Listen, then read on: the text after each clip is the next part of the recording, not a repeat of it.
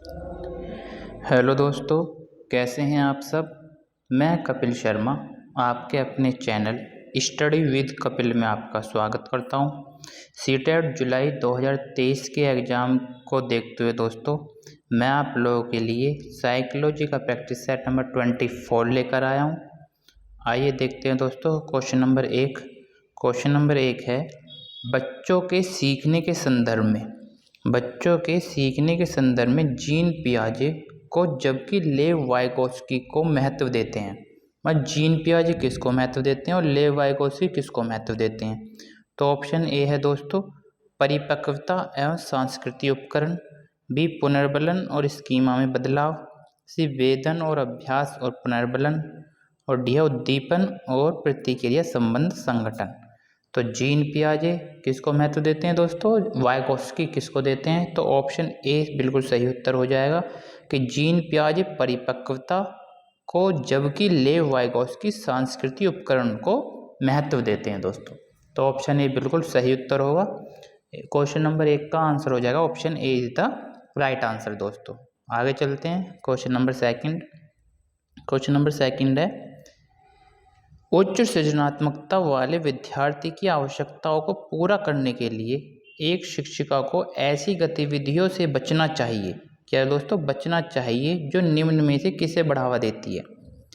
Option A है दोस्तों अभिसरण सोच, बी सीखने की जिज्ञासा, सी विचारों की मौलिकता, और डी है समस्या समाधान कौशल। तो दोस्तों किससे बचना चाहिए, अभिसरण सोच से बचना चाहिए। अभिसारी जो होती है ये डाइवर्जेंट होना चाहिए, अपसारी सोच होना चाहिए, तो इससे ही हमें बचना चाहिए। जबकि सीखने की जिज्ञासा होनी चाहिए दोस्तों, विचारों की मौलिकता भी होनी चाहिए, और डी समस्या समाधान कौशल भी होना चाहिए। तो सही उत्तर हो जाएगा हमारा option A is the right answer दोस्तों, अभिसरण सोच से बचना चाहिए दोस्तों। ठीक है, आगे चलते हैं क्वेश्चन नंबर थर्ड है दोस्तों कि किसी विशेष कार्य को कैसे करना है, इसके ज्ञान को कहा जाता है। ज्ञान को क्या कहा जाता है दोस्तों, ए समावेशित ज्ञान, बी अनुबंधित ज्ञान, सी घोषणात्मक ज्ञान, और डी है प्रक्रियात्मक ज्ञान। तो किसी कार्य को विशेष कार्य को कैसे करना है दोस्तों, तो इसके ज्ञान को क्या कहलाएगा दोस्तों, प्रक्रियात्मक ज्ञान कहलाएगा। क्या कहलाएगा, प्रक्रियात्मक ज्ञान कहलाएगा। डी ऑप्शन बिल्कुल सही उत्तर है दोस्तों। अच्छे से याद रखना है कि किसी विशेष कार्य को कैसे करना है, तो इसके ज्ञान को क्या कहलाएगा, प्रक्रियात्मक ज्ञान कहलाएगा दोस्तों। D option is the right answer. ठीक है, घोषणात्मक ज्ञान नहीं होगा, अनुबंधित ज्ञान भी नहीं होगा, और समावेशित ज्ञान भी नहीं होगा दोस्तों। तो प्रक्रियात्मक ज्ञान होगा कि हमें कैसे उसको अप्लाई करना, कैसे हमें वो कार्य करना दोस्तों। तो क्वेश्चन नंबर 4 देखते हैं। क्वेश्चन नंबर 4 है दोस्तों कि एक समस्या को हल करते समय एक विद्यार्थी समरूपी समस्याओं को उद्धृत कर रहा है और वर्तमान समस्या को हल करने के लिए संकेत ले रहा है, यह का उदाहरण है। तो यह किसका उदाहरण है दोस्तों, अनुरूपक सोच का, बी कार्यात्मक स्थिरता, सी अनुक्रिया समुच्चय, डी है पश्चगामी कार्यकारी युक्ति। तो सही आंसर क्या है दोस्तों कि एक समस्या को हल करते समय एक विद्यार्थी समरूपी समस्याओं को उद्धृत कर रहा है और वर्तमान समस्या को हल करने के लिए संकेत ले रहा है, यह का उपकरण है अनुरूपक सोच का है। ए ऑप्शन बिल्कुल सही उत्तर है दोस्तों। सही आंसर क्या होगा, अनुरूपक सोच।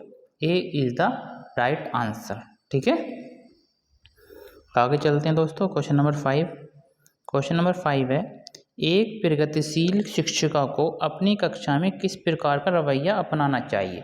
एक जो प्रगतिशील शिक्षिका है उसको अपनी कक्षा में किस प्रकार का रवैया अपनाना चाहिए। ए समानुभूति, नियंत्रण एवं प्रवाह का होना चाहिए दोस्तों। समानुभूति, नियंत्रण, अनुशासन का दोस्तों अगर पढ़ाई तो हमारी फिर प्रगतिशील शिक्षा नहीं होने की बच्चे क्या करते हैं, बच्चे खुलते नहीं अच्छे से। तो सी है समानुभूति, वास्तविकता एवं प्रवाह का, बिल्कुल ये भी होना चाहिए दोस्तों। डी है सहानुभूति, वास्तविकता एवं नियंत्रण का। नहीं दोस्तों, नियंत्रण इतना नहीं करना चाहिए, नियंत्रण करेंगे तो बच्चे क्या रहेंगे, डरे रहते हैं दोस्तों। तो एक प्रगतिशील शिक्षिका को अपनी कक्षा में किस प्रकार का रवैया अपनाना चाहिए, तो क्या हो जाएगा दोस्तों सही आंसर? समानुभूति, वास्तविकता एवं परवाह का अपनाना चाहिए दोस्तों। सी ऑप्शन बिल्कुल सही उत्तर है।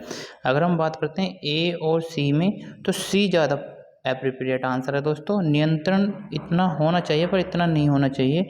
तो वास्तविकता, जो वास्तविकता है बिल्कुल एक्चुअल है, उस पर ध्यान देना चाहिए। समानुभूति भी होनी चाहिए, वास्तविकता और परवाह होनी चाहिए। ठीक है। तो एक प्रगतिशील शिक्षिका को अपनी कक्षा में किस प्रकार का रवैया अपनाना चाहिए? समानुभूति, वास्तविकता एवं परवाह का। C answer is the right answer दोस्तों। सी बिल्कुल सही उत्तर है। ठीक है। आगे चलते हैं दोस्तों, क्वेश्चन नंबर 6 देखते हैं। क्वेश्चन नंबर 6 है दोस्तों कि एक बहुसांस्कृतिक शिक्षा, जो बहुसांस्कृतिक शिक्षा का उद्देश्य क्या है? एक कक्षा में अलग अलग संस्कृति के बच्चों की समानता शिक्षा होनी चाहिए दोस्तों, बिल्कुल सही है। बी है एक कक्षा में अलग अलग संस्कृतियों के बच्चों की सम्यक शिक्षा, एक कक्षा में अलग अलग संस्कृति के बच्चों की सम्यक शिक्षा। सी है एक स्कूल में खास अवसरों पर अलग अलग संस्कृति का नाच गाना कराना, नहीं दोस्तों। डी है अलग अलग संस्कृति के बच्चों के लिए स्कूल में खंड बनाना, ये भी गलत हो जाएगा दोस्तों। सेक्शन हमारे अलग थोड़ा ना कर देंगे।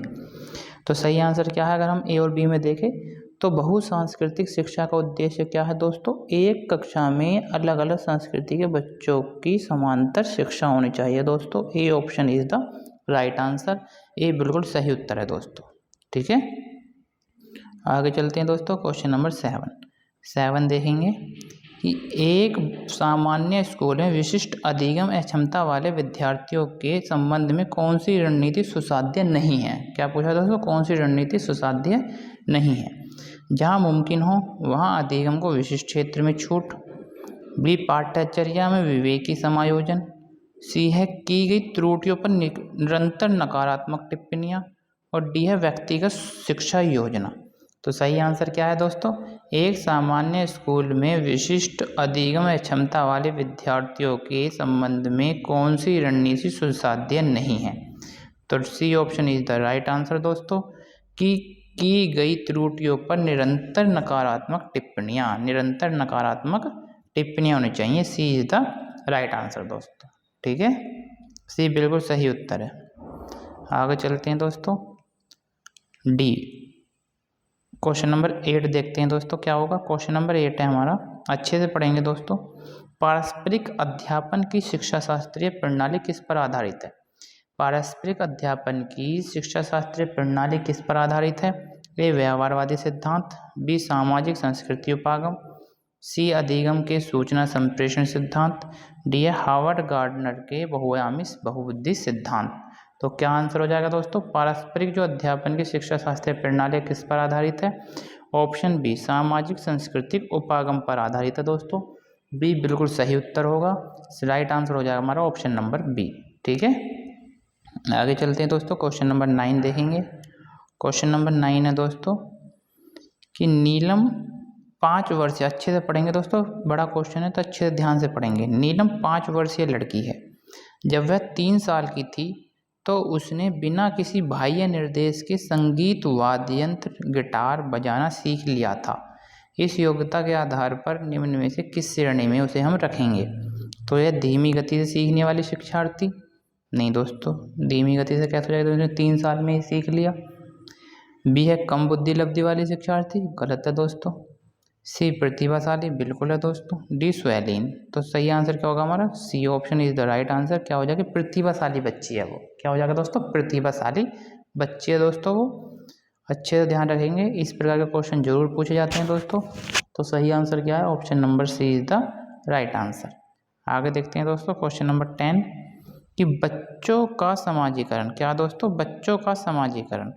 बच्चों का समाजीकरण एक सरल और रैखिक प्रक्रिया है, एक व्यवस्थित एवं सुव्यवस्थित प्रक्रिया है, एक जटिल एवं बहुआयामी प्रक्रिया है, और डी है एक निश्चित और स्थिर प्रक्रिया है।